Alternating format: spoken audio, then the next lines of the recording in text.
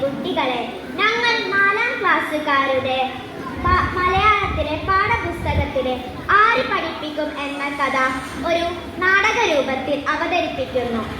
വേദിയിൽ അക്ബർ ചക്രവർത്തിയുടെ കൊട്ടാരം.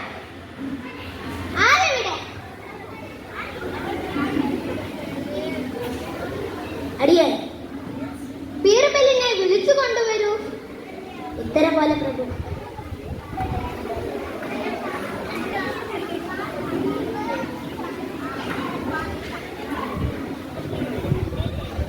വണക്കം തിരുമനസ്സേ, എന്തിനു എന്നെ വിളിച്ചു?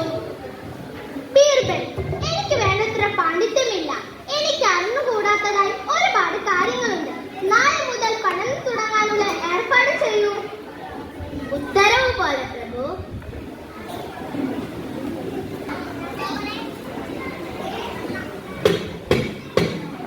മാന്യ മഹാജനങ്ങളെ, നമ്മുടെ മഹാരാജാവിന്റെ വേണ്ടത്ര പാണ്ഡിത്യമില്ല.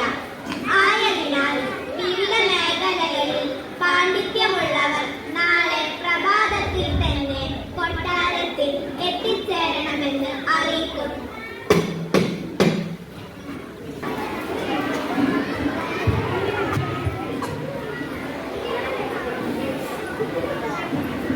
എന്താണ് ഇതിന്റെയൊക്കെ അർത്ഥം? ഞാൻ താങ്കളോട് പറഞ്ഞ് എന്നെ പഠിപ്പിക്കാനുള്ള ആളുകളെ കൊണ്ടുവരാനാണ്. അതിന് രാജ്യത്തോളം പകുതി ജനങ്ങളെ കൊണ്ട് കൊട്ടാരം നിറച്ചിരിക്കുന്നു എന്നാണ്.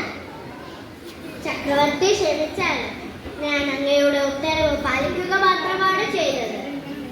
ഈ കുട്ടികൾ എന്താണ് എന്നെ പഠിപ്പിക്കുന്നത്? മണിക്കൂറുകളോളം മണ്ണിൽ കളിച്ചു രസിക്കാൻ അങ്ങേക്ക് അറിയാമോ? ഇല്ല. അതും ഇതുമായി എന്ത് ബന്ധം?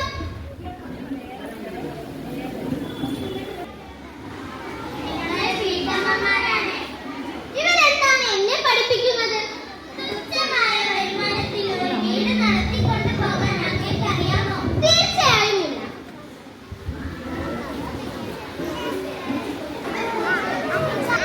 എന്നെ പഠിപ്പിക്കുന്നത് ഓരോ വിളയും എപ്പോഴാണ് നടേണ്ടത്, നനയ്ക്കേണ്ടതെന്ന് അങ്ങേക്ക് അറിയാമോ? ഇല്ല.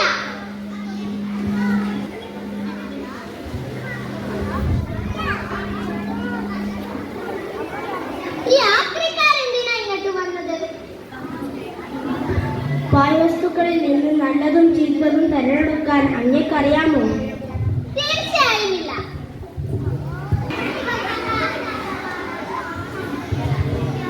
ഇവരാരാണ്? ഈ കച്ചവടക്കാരെന്താ എന്നെ പഠിപ്പിക്കുന്നത്? ഓരോ സാധനങ്ങളും നല്ല വിലയ്ക്ക് എത്തിയാണ് വിൽക്കുന്നത് എന്ന് അങ്ങേക്ക് അറിയാമോ? തീർച്ചയായും ഇല്ല.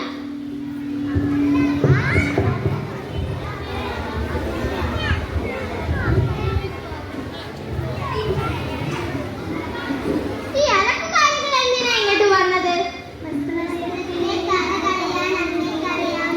ഇല്ല ഇല്ല ഇല്ല, 1000 വട്ടമില്ല. അപ്പോൾ തിരുമനസ്സേ, ഈ ഹാളിലുള്ള ഓരോരുത്തർക്കും അങ്ങയെ എന്തെങ്കിലുമൊക്കെ പഠിപ്പിക്കാനാകും. എല്ലാവർക്കും കഴിവുണ്ട്, അറിവുണ്ട്, ചില പ്രത്യേക വാസനകളുമുണ്ട്. അതുകൊണ്ട് എല്ലാവർക്കും അധ്യാപകരാകാനും കൂടെ എല്ലാവർക്കും വിദ്യാർത്ഥികളാകാനും കഴിയും.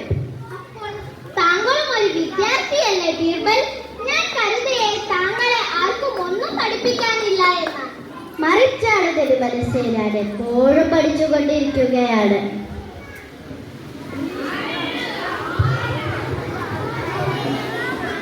ഇവർ എന്റെ ആദ്യകാല അധ്യാപകരിൽ ഏറ്റവും മികച്ച അധ്യാപികയാണ്. അങ്ങുന്നേ ബുദ്ധിമാൻ അറിയാം, എല്ലാം പഠിക്കുക അസാധ്യമാണെന്ന്. എന്നാൽ ഒരു നല്ല മനുഷ്യനാകാൻ എല്ലാവർക്കും കഴിയും. അതെങ്ങനെയാണെന്ന് എല്ലാവരും പഠിക്കുകയും വേണം. ഇത്രയും നല്ലൊരു അധ്യാപിക ലഭിച്ച നിങ്ങൾ ഭാഗ്യവാനാണ്. ഇവർ ആരാ എന്ന് എന്നോട് പറയില്ലേ? ഇവർ അമ്മയാകാം, അമ്മുമ്മയാകാം, അധ്യാപികയാകാം, അയൽവാസിയാകാം, ആരുമാകാം. നമ്മൾ ചെറുതാണെന്ന് വിശ്വസിക്കുന്നവർ നമ്മളെക്കാൾ അറിവുള്ളവരാണെന്ന ചിന്ത ഈ ചെറു കലാവിഷ്കാരത്തിലൂടെ നിങ്ങളോട് പങ്കുവെക്കുന്നു.